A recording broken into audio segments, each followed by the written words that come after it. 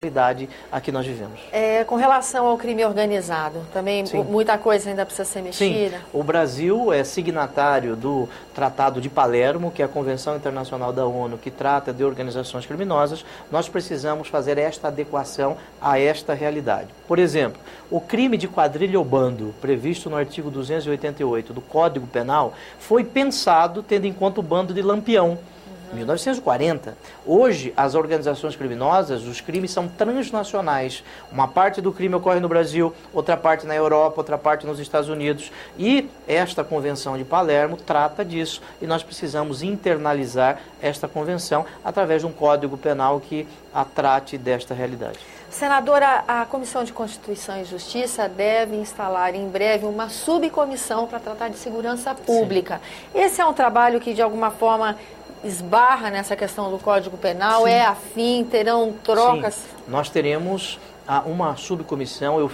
Nós fizemos este pedido ao presidente Eunício Oliveira, na Comissão de Constituição e Justiça. Foi criada esta subcomissão para que nós possamos reunir todos os projetos que tratam de segurança pública. Mas essa comissão especial de juristas vai trabalhar em paralelo. Nós queremos debater segurança não só como caso de polícia, segurança não só como o combate à prática de crime, mas segurança como uma política pública. Por exemplo, alguns crimes são praticados em razão da falta de oportunidade, falta de condições. Portanto, o Senado ele precisa pensar políticas públicas voltadas para a segurança. A segurança pública é um direito fundamental do cidadão, é um direito social previsto no artigo 6º da Constituição. Portanto, esta subcomissão que eu fui nomeado presidente também trabalhará em conjunto, de forma paralela, com esta comissão especial de juristas, para que nós tenhamos uma legislação que nos dê tranquilidade. Essa subcomissão, ela será temporária ou permanente? Essa subcomissão, por hora, é uma subcomissão temporária, mas a ideia é que aqui ocorra, como existe na Câmara dos Deputados, uma comissão permanente de segurança pública. Aliás, já existe um projeto de resolução que foi apresentado pelo senador Magno Malta para transformar esta comissão em uma comissão permanente. Para encerrar a nossa entrevista, vou voltar para o nosso primeiro tema. Essa pesquisa que foi feita na internet pela página do Senado Federal, perguntando às pessoas da aprovação dessa proposta, esse projeto de lei do senador Pedro Taques, que transforma o crime de corrupção em crime hediondo. A Casa tem debatido a questão da corrupção com frequência, né, senador? Sim. E um dos pontos que sempre vem nessa discussão, nessa reflexão, é que a participação popular é imprescindível para esse controle da prestação do serviço público. Sim. Então, um resultado de pesquisa como esse, que dessa perspectiva, como é que o senhor avalia? Sim, eu avalio de forma positiva. A sociedade está preocupada com o que ocorre aqui. Eu quero agradecer a estas pessoas que colaboraram nessa pesquisa. E nós aqui no Senado precisamos entender que o mandato deva ser participativo.